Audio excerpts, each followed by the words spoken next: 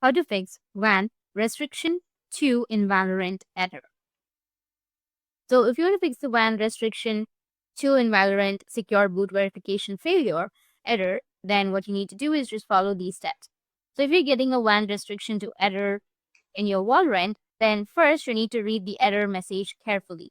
This error can be triggered by multiple factors such as secure boot TPM, HCI, or even an outdated Windows version. So before applying any fix, make sure to confirm what exactly your error is related to.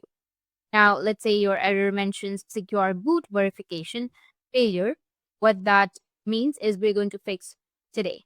So the first or foremost solution is to re-enable secure boot in BIOS first.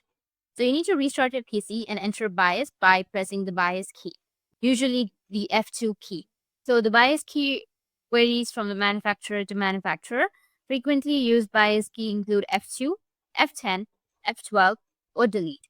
If you don't know the BIOS key of your computer, please check the motherboard manual for help.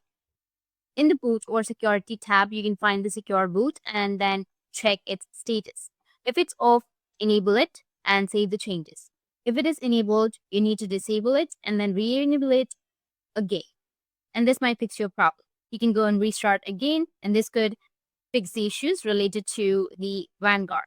Or the next thing you need to do is open up your command prompt, go with run as administrator, click on yes, and here you need to enter a command, which is sc space delete space VGC, and then hit the enter. And the second command is sc space delete space VGK. Now again hit the enter and then restart your PC. This is an important step that many people skip. If you don't restart, then it won't fix or it won't reinstall properly. So you need to reinstall, and after that open up your RIVE client and Vanguard should start repairing itself automatically. That's it. If you have any questions, feel free to comment below. Thanks for watching.